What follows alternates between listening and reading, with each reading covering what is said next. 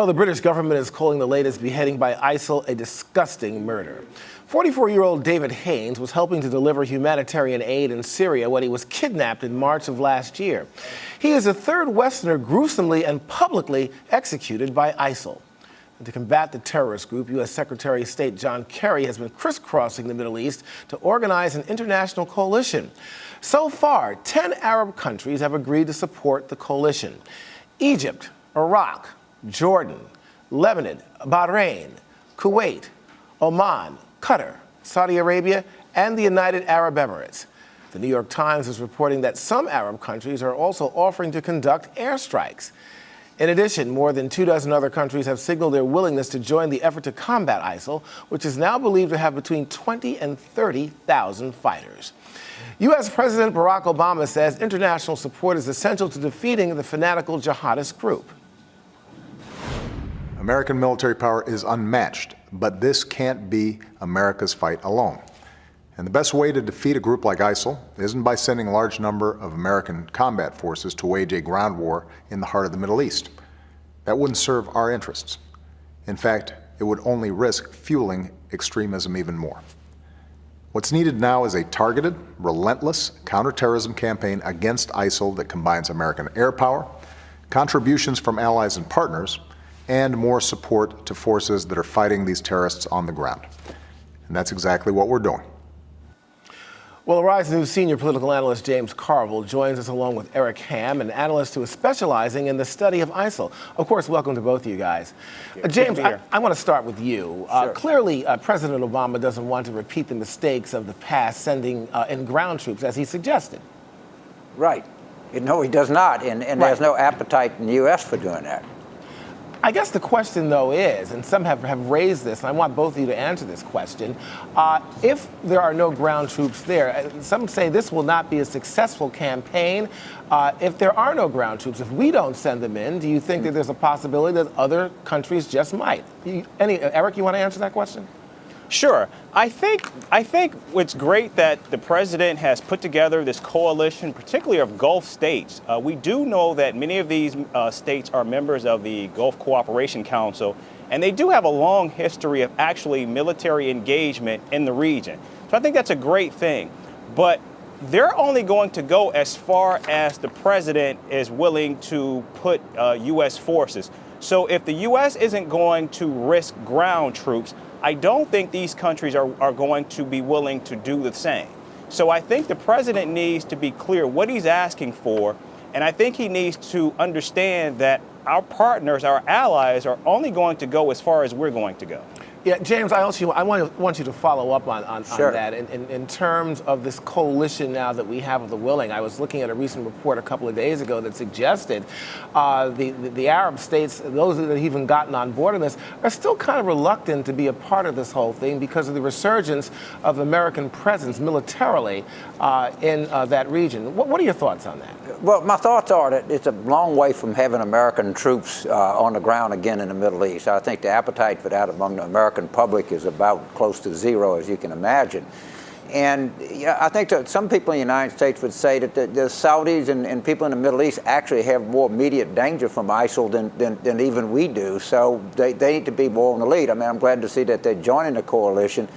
But, you know, the people are very skeptical of that. And if we put boots on the ground, how do we get them off the ground? How do we know when we won? How long will it be there? There's a thousand questions that, because of the experience in the Iraq War, people are going to have before they or the Congress will, before they commit to anything like this. Good point, James. Eric, I want you to follow up on that in terms of the coalition of the willing. There's one country there that I think is kind of blaring, and that's Turkey. I mean, they have a large border with Syria. They have not really given much support to this at all. How important do you think that is or isn't in this case?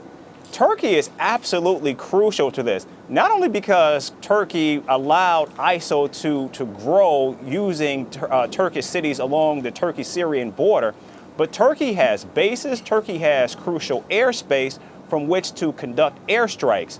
And so they've been sitting on the fence, and I think it's going to be imperative that any operation that goes forward, you have to have Turkey on board. And so I think the president and Secretary Kerry they need to be doing, I think, yeoman's effort to try to get them on board, because they've got just as much stake in the game as any other country that's going to be going forward on this mission. I want to discuss politics here, gentlemen. Of course, none of this is without politics. James, I want you to chime in on this whole thing. Of course, the president came out before his speech and said he really didn't need Congress to move forward with this initiative. What's the support from Congress, especially if there's a cost in this with this new offensive?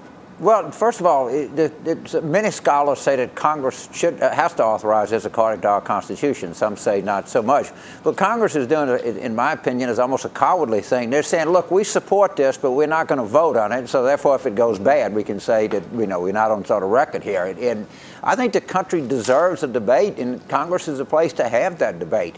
I would love to see a measure for authorization to do this, so we can get a lot of questions that haven't been answered. But the Congress, I saw Congressman Peter King of New York, who's very influential in these matters, on arrives, say that they couldn't get it done by then, and they were not very enthusiastic about doing it. I think Congress wants to sort of keep its powder dry, if you will, so if in case it goes poorly, they can criticize it. Now, I don't think that's the best interest of our democracy. I really don't.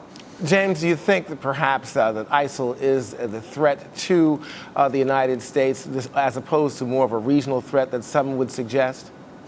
Well, look, there are different things. They're clearly hideous people. They clearly would like to harm us in any way that they could. It is a problem that I think the United States has to deal with, but I just think we would be stronger dealing with it with going to the American people and telling them exactly how do we know when we won, that if we had congressional authorization and we had a debate, we're willing to do this. Right now, we're going in and we don't have very many benchmarks in place as to what we're trying to accomplish or how we get out. And I think there's just a real queasiness about it, and make no mistake about it. It's probably something we have to do, but we're starting another war in that region. Absolutely. Eric, I want you to follow up on that as well. How big of a threat do you believe ISIL is outside of the region, outside of that Mideast region, to the United States? Well, right now, they're not showing much of a threat to the U.S. homeland, and most experts and most officials within the Pentagon would say so. But also, we have to keep in mind, they have an enormous infrastructure. We have to keep just remember, this is a group with over $2 billion in assets, generating more than $3 million a day. And you've got hundreds of jihadists coming from Western nations to the Middle East to join their cause.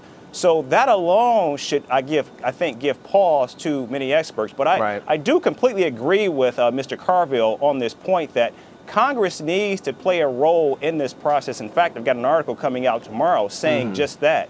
That not only is American foreign policy stronger with both branches of government supporting the mission, but also I think it gives a greater signal to those countries who we want to join this effort to come on board if you've got a unified government of the United States moving forward. Okay, we got a lot more to talk about, James, and of course, Eric, you're going to stay with us on this subject matter.